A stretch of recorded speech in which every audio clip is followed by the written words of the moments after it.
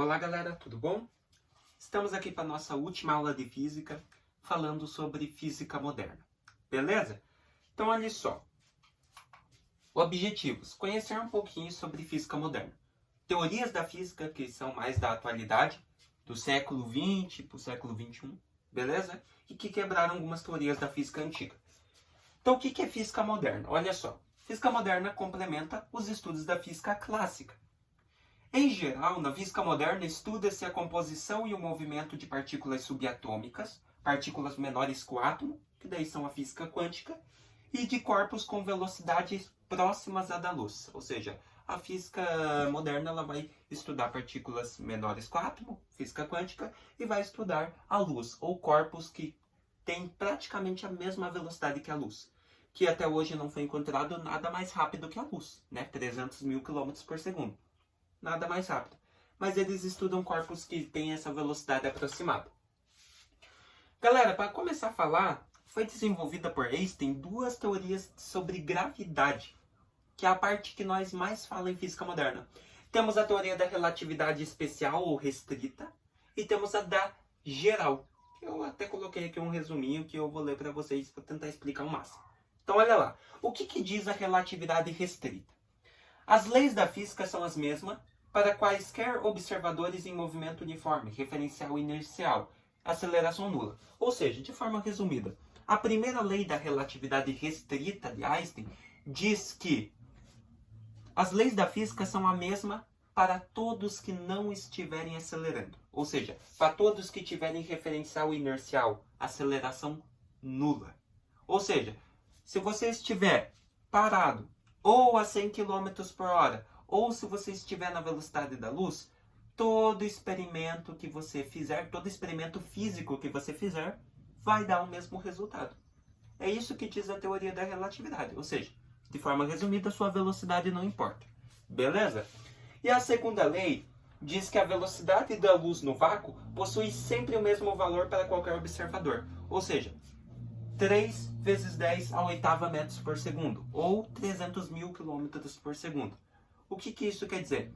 Que a luz que sai do teu celular e a luz de um asteroide, de um planeta muito rápida, é a mesma. Sempre. A luz que sai do teu celular e a luz de um asteroide ou da estação espacial internacional é a mesma, galera. 300 mil quilômetros por segundo. Sempre. Não muda a velocidade da luz. Beleza? Então olha lá, a velocidade da luz é a velocidade limite que não pode ser atingida e muito menos ultrapassada por qualquer partícula material. Então eles falam que a velocidade da luz é a coisa mais rápida e até hoje não foi encontrado nada que ultrapasse essa velocidade, porque é muito rápido. Beleza?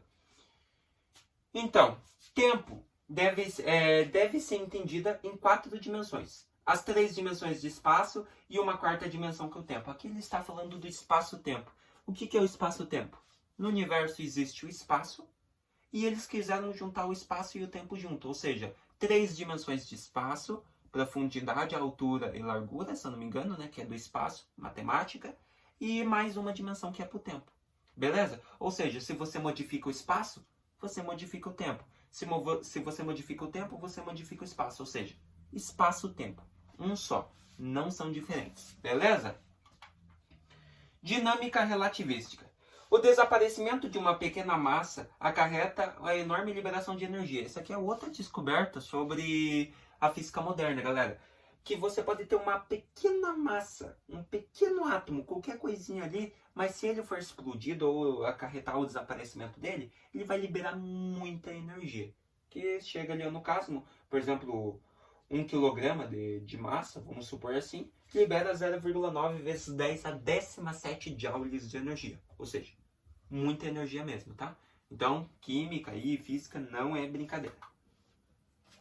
Então, olha lá, espaço-tempo. As dimensões temporais e espaciais estão diretamente conectadas.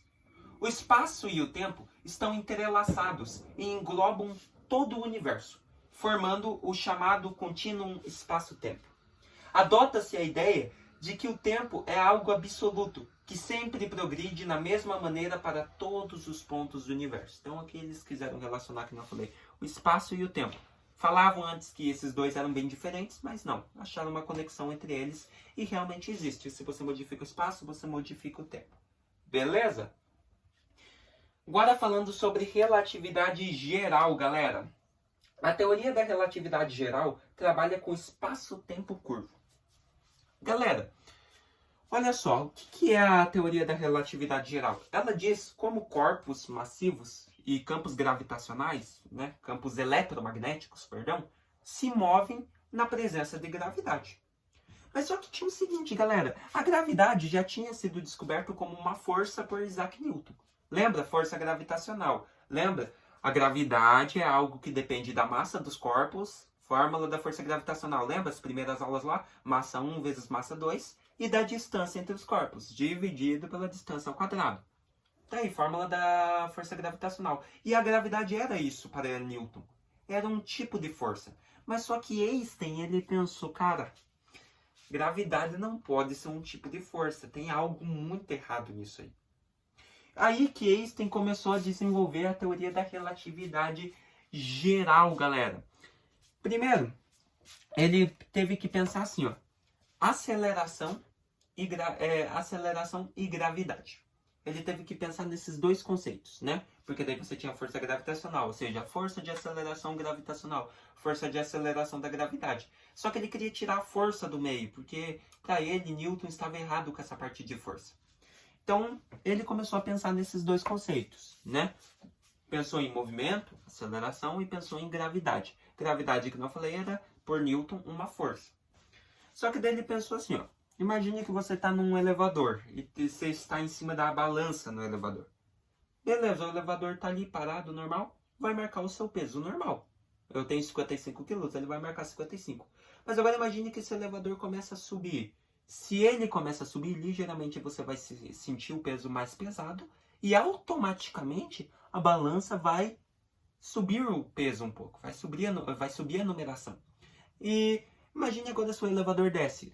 Constantemente, ligeiramente, você vai sentir o seu peso mais leve e a balança vai marcar um valor menor que o seu peso normal. Isso é óbvio. Mas imagine a situação extrema desse último caso. Que você está caindo, mas o elevador está caindo de forma muito rápida. Vamos supor que soltou os fios e tudo. O que acontece? Se você entra em queda livre, né? Você entra em flutuação.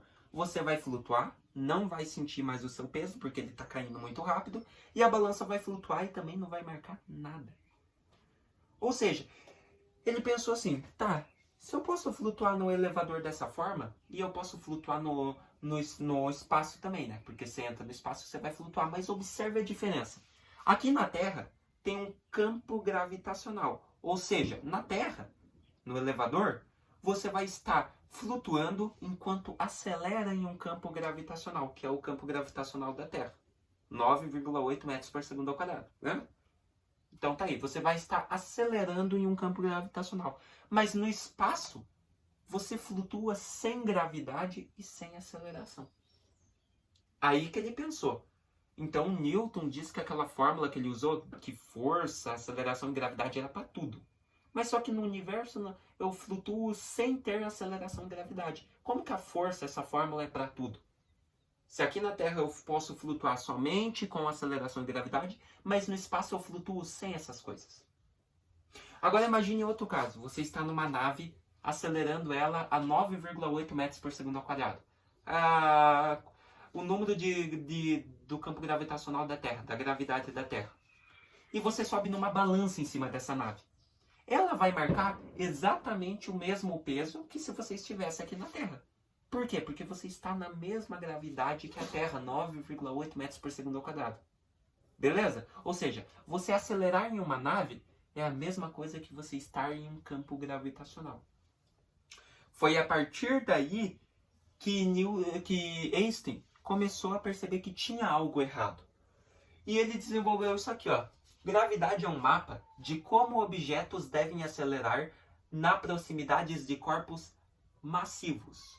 Beleza? No caso, aqui na Terra, nós estávamos acelerando em um campo gravitacional, mas nós estávamos próximos de um corpo massivo, que era o elevador. Já no espaço, cara, no espaço eu vou flutuar, mas sem essas coisas. Mas eu posso acelerar. mas como que eu posso acelerar no espaço? Aí que tá. Mas lembra que ele falou que força para descrever gravidade não existia? Daí tem aqui, ó. Mas como algo pode acelerar sem ter forças envolvidas? A única coisa que pode acelerar algo, um corpo, sem forças envolvidas é a geometria. Beleza? A geometria vai identificar tudo. Vamos supor assim, ó, você tem esse negocinho aqui, ó. Você vai jogar ele de 20 metros de altura e você joga ele em queda livre. O que vai acontecer? Ele vai cair no chão, vai quebrar. Mas agora vamos supor se você quer jogar esse cara aqui em um tobogã, vamos supor assim, ou num escorregador daqueles redondinhos. Ele vai cair, normal, a força da gravidade da Terra vai puxar ele para baixo e ele vai vir caindo.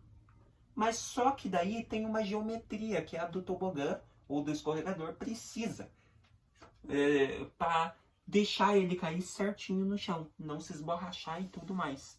Então a geometria ela pode mudar a aceleração. Enquanto a Terra vai puxando ele, ele é puxado para baixo, mas ele vai seguindo a geometria do tobogã. Então a única coisa que pode mudar a aceleração, segundo Einstein, é a geometria.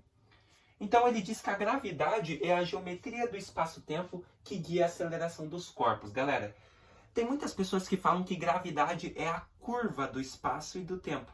É a mesma coisa, galera. Quando você tem um corpo massivo, ele está no espaço, mas ele é muito massivo. Ou seja, o espaço e tempo envolvido no universo vai se curvar perante a massa desse corpo. É muito fácil. Por exemplo, aqui, ó. Você tem aqui. Aqui é o universo. Essas linhas pretas que eu desenho aqui é o universo. Essa bolinha azul aqui é uma estrela. E esse cara vermelho aqui é um asteroide. Você observa aqui, estava tudo reto. Mas só foi a estrela aparecer, se curvou, ó, formou um buraco ao redor dessa estrela. Por quê? Porque é um corpo massivo. Ou seja, esse buraco, essa parte que se forma aqui, ó, do lado da estrela, meio que um buraco entre as proximidades dela, porque ela é um corpo muito massivo, nós chamamos de curva do espaço-tempo. Espaço-tempo curvo. Beleza? E o que acontece aqui, galera? Ó, quando um asteroide se move através do espaço-tempo, ele se move de acordo com a curva do tempo, com a curva do espaço. Então, por exemplo, aqui, ó, tem um asteroide. Ele está lá no espaço, beleza, ele está vindo em linha reta. Só que a linha reta dele vai bater de frente com uma estrela. Mas por que esse asteroide, quando ele chega perto da estrela, ele consegue desviar ela? Porque aqui, ó, o certo seria, você vê até em imagens reais mesmo, ó, o asteroide vem vindo, vem vindo, vem vindo, vem vindo. Quando ele chega aqui, ó, perto da estrela, ele faz isso aqui, ó. Ele se curva da estrela e continua a trajetória dele. Ou seja, o asteroide ele está ali tentando seguir a linha reta dele, a trajetória dele. Só que ele vai, porventura, seguir a curva do espaço-tempo. Ou seja, essa estrela era muito massiva. Ela formou uma curva no espaço. E esse asteroide estava vindo em reto dela. Porventura, mesmo que ele tente seguir reto, ele vai ser obrigado a seguir a curva que essa estrela fez no espaço-tempo. Ou seja, se ela curvou para cá, o asteroide vai curvar para cá, que eu falei, para cima dela, e não vai bater nela. Após ele passar pela essa extremidade, por essa curva do espaço, ele vai sair e continuar em linha reta. E a mesma coisa vai acontecer se ele achar a nossa Terra, se ele achar outra estrela maior, ele vai ir em linha reta. Como a estrela é um corpo massivo, ela vai curvar o espaço-tempo e ele vai obedecer a curva do espaço. Ele vai desviar da estrela, segundo a curva que forma ao redor dela, e vai sair e continuar em linha reta. É isso que diz a relatividade geral, galera. E foi aí que Einstein pensou, galera, não precisa de forças envolvidas para descrever a aceleração de um corpo. Somente a geometria do espaço-tempo identifica isso. Então, para Einstein, a gravidade é a geometria do espaço-tempo que guia a aceleração dos corpos, né? No caso aqui, ó, o asteroide estava acelerando e o que aconteceu? Ele foi guiado pela curvatura do espaço-tempo que foi feita pela estrela, ou seja, pela gravidade da estrela. Beleza? Então, para ele, gravidade é um mapa de como objetos devem acelerar nas proximidades de corpos massivos. No caso aqui, o corpo massivo era a estrela e o asteroide tinha que acelerar perto dela. O que vai acontecer? A gravidade é um mapa. Ela vai dizer como esse asteroide deve seguir para que ele não entre em colisão com ela. No caso, obedecer à curvatura do espaço-tempo. Ou seja, o asteroide vai obedecer à curva que foi feita através da gravidade da estrela, vai sair, vai curvar e vai continuar sua trajetória.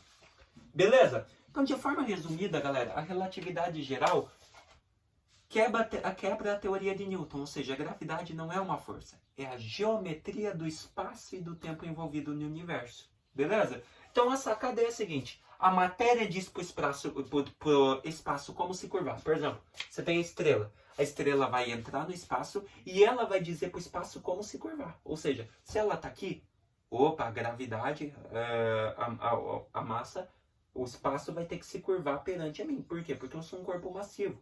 Ou seja, a estrela está ali, o espaço-tempo tem que se curvar. Por isso que diz, a matéria, ou seja, o corpo massivo, diz para o espaço como se curvar, e porventura, a curva do espaço que foi formada diz para a matéria como se mover. O que quer dizer? A curva do espaço. A curva do espaço que foi formada aqui, ó, nesse caso, seria a curva que a estrela fez, ou seja, a matéria diz para aquele espaço ali como se curvar, ele se curvou perante a ela, e essa curva do espaço diz para o asteroide como ele deve se mover. Essa é a sacada. Entendeu? Ou seja, um corpo massivo vai dizer para o espaço como ele tem que se curvar perante a ela, e porventura essa curva feita vai dizer para outro corpo massivo como ele deve se mover, que no caso aqui foi o asteroide, né? Foi formada a curva do espaço perante a estrela, e a curva do espaço diz como o asteroide deveria se mover, ou seja, desviar da estrela, segundo a curva formada, depois sair e seguir em linha reta. Beleza? Então essa é a sacada que a relatividade geral nos diz. Sempre guarde isso. Matéria diz para o espaço como se curvar e a curva do espaço diz para a matéria como se mover. Fechou? Então estendemos aí, galera, a relatividade restrita e a relatividade geral. Beleza? Aqui, seguindo o slide, eles só tinham colocado o que é o espaço-tempo curvo. Partindo do princípio de equivalência, Einstein concluiu que gravidade não é uma força como Newton julgava, e sim uma curvatura no espaço, que nem a gente já falou, isso em presenças de corpos massivos. A fonte dessa curvatura é matéria. Um corpo material cria um campo gravitacional que deforma ou que curva o espaço-tempo, ou seja, o corpo é tão massivo que o campo gravitacional dele vai curvar o espaço envolvido. Ou seja, a partir desse espaço curvo, qualquer outro corpo massivo que tentar entrelaçar, seguir sua trajetória, vai ter que obedecer essa curva formada. Ou seja, vai desviar e vai seguir sua linha reta, que nem o exemplo aqui da estrela e do asteroide. Fechou, galerinha? Galera, daí saindo dessa parte agora que foi muito revolucionária, que gravidade não é força, quebrou a teoria de Newton e ficou a de Einstein, agora nós temos a quântica, né, galera? Que nós estávamos falando um pouquinho aí. Quântica é uma parte mais difícil que isso aqui ainda. Envolve isso aqui, mas é muito difícil, galera. Você sempre tem que pensar em partículas menores que o átomo e tudo mais, né? Então, o surgimento da física quântica. Problemas que levaram ao surgimento da física quântica. Teoria do corpo negro, efeito fotoelétrico e espectro de linhas. Ou seja, eram partículas tão pequenas que eles tiveram que sempre ter microscópios ou pensar lá dentro mesmo para conseguir entender física quântica. Por isso que a física quântica é muito difícil. Você não vê o que você está estudando. Essa é a sacada também. Então, olha lá. Alguns físicos que ajudaram na construção da teoria quântica. Planck, né? Constante de Planck, lembra? Resolveu o problema da radiação do corpo negro, quantizando a energia de um oscilador. Beleza? Então, ele resolveu o problema de radiação de um corpo negro, né? E daí nós tivemos o corpo negro. O que é o corpo negro que ele estudou? O corpo negro é definido como um meio ou uma substância que absorve toda a energia incidente sobre ele. Nenhuma parte da radiação incidente é refletida ou transmitida. Ou seja, todo tipo de energia que tiver ao redor do corpo negro, ele vai absorver para ele e não vai emitir de volta. É basicamente isso. Mas ele queria descobrir como o corpo negro fazia isso e como ele sofria radiação. Por isso que Planck foi revolucionário para a quântica. É uma classe de corpos que emite um espectro de caráter universal, ou seja, independente do material e da forma do corpo, dependente apenas da temperatura. Ou seja, o corpo negro ele só poderia emitir radiação se a temperatura dele fosse alta ou fosse variando com o tempo. É isso que Planck descobriu e ele quantizou a energia do corpo negro. Outro físico que ajudou, claro, na teoria quântica é Einstein, né, galera? Quantizou a luz em fótons, resolvendo o problema do efeito fotoelétrico. Então, Einstein ali, mesmo na física moderna, falando um pouquinho sobre gravidade, um pouquinho não, né? Essa teoria revolucionária sobre gravidade dele e tudo mais, né? Que gravidade não é uma força. Ele também foi para a quântica. E ele quantizou a luz em fótons, que são partículas de luz, partículas... como que eu posso dizer? Partículas ondulatórias, né? Partículas de ondas, que são os fótons, resolvendo assim o problema do efeito fotoelétrico. Fechou? Então, Einstein, além de proporcionar a nova teoria de gravidade, do que é gravidade, ele também revolucionou e descobriu o efeito fotoelétrico, né? Ele explicou esse efeito, que nenhum outro físico tinha entendido. E você lembra dessa dualidade aqui que a gente viu em óptica? Até hoje é aceita a dualidade, galera. Ó, o fóton. Em escala microscópica, a luz, o fóton, possui tanto características de partículas quanto de onda. Ou seja, possui natureza dual de partícula e onda. Ou seja, a luz pode ser uma partícula e pode ser uma onda. Dualidade onda-partícula. Lembra? Fóton. Esta dualidade onda-partícula significa possuir tanto a natureza ondulatória quanto a natureza de partícula, não sendo possível, no entanto, observar ambas simultaneamente, tá? Às vezes você observa a luz como uma onda e às vezes você vai observá-la como partícula. Não é, possível distinguir as duas assim simultaneamente, juntas, né? Essa dualidade. Então essa dualidade não existe no mundo macroscópico, pois nesse meio, na natureza, a natureza da luz é apenas ondulatória. Então a dualidade não vai existir, você não vai conseguir ver a olho nu essa dualidade. Por quê? Porque a olho nu, a luz é apenas de caráter ondulatório, ela não se comporta como partícula. Agora, se você quiser ver a luz como uma partícula, só por meio microscópico, beleza? Só retomando, galera, microscópico é microscópio mesmo, aquela parte que serve para você enxergar partículas pequenas, e macroscópico é o olho nu, galera. Ou seja, você não consegue ver a luz a olho nu porque ela só se comporta como onda. Agora, se você quiser vê-la como partícula, através de microscópicos em laboratórios. Beleza? E para encerrar, galera, o que determinou a física moderna? Com a equação de Einstein. Essa é a mais célebre equação científica do século XX e foi desenvolvida por Albert Einstein. Ele estabelece a equivalência quantitativa da transformação de matéria em energia ou vice-versa, ou seja, transformar matéria em energia ou energia em matéria. Nela, E é igual a energia, M é a massa e C ao quadrado é a velocidade da luz elevada ao quadrado. É a famosa teoria da energia nuclear, né, galera? Ou seja, a fusão entre matéria e energia, né? Diz que a energia é igual à massa do corpo envolvido, da matéria, vezes a velocidade da luz elevada ao quadrado. Assim vai te dar a energia necessária para que uma matéria se transforme em energia ou energia se transforme em matéria, beleza? É a famosa equação de Einstein, beleza? Galera, o que nós vimos hoje? Vimos um pouquinho sobre física moderna e suas teorias principais, né? Relatividade restrita, relatividade geral e um pouquinho mais aí sobre quântica, tá bom? Galera, encerramos as nossas aulas de física aqui pro canal. Eu espero que vocês tenham gostado, entendido, aprendido um pouquinho os resuminhos que a gente fez aí sobre conteúdos que caem em física, tanto no Enem, tanto na escola, tá bom?